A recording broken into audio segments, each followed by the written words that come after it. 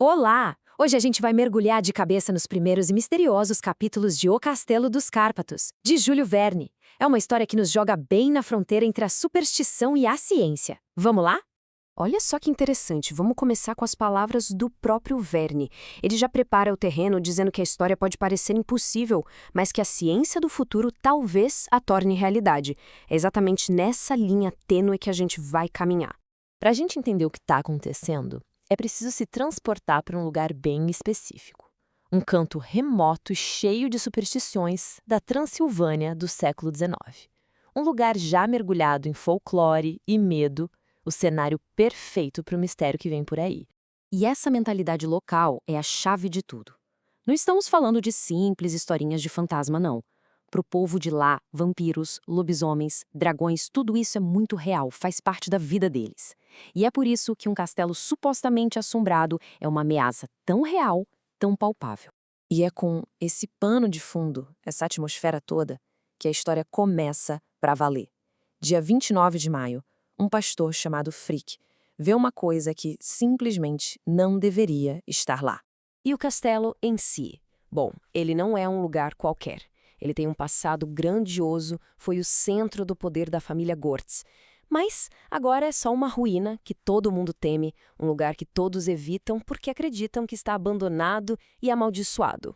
E aí vem o momento que vira o jogo. O Frick, usando uma luneta que ele acabou de comprar de um vendedor ambulante, vê fumaça saindo da torre.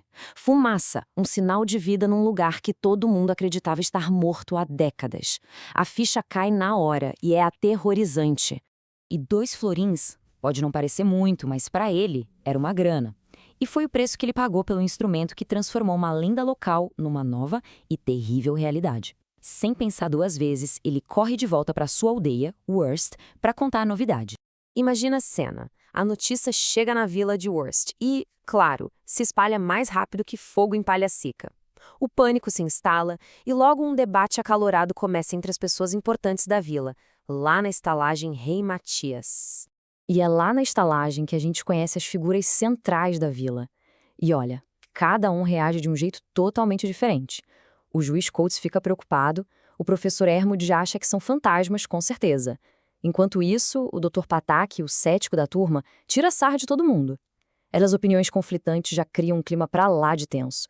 Aí já viu, né? Na estalagem, a conversa esquenta. A zombaria do Dr. Patak e um medo crescente dos outros moradores acabam chegando num ponto sem volta. Um desafio é lançado na mesa. A pergunta que não quer calar fica no ar, no meio daquele povo todo apavorado, diante do desconhecido, do que parece ser sobrenatural. Quem é que tem coragem de ir lá investigar? É nesse momento que a gente vê quem é quem. O Nick Deck, o jovem e corajoso guarda florestal, aceita na hora. Eu vou. Já o Dr. Patak, aquele que tirava sarro de todo mundo, amarelou. Mas aí, com a pressão da galera, ele acaba sendo forçado a acompanhar o Nick.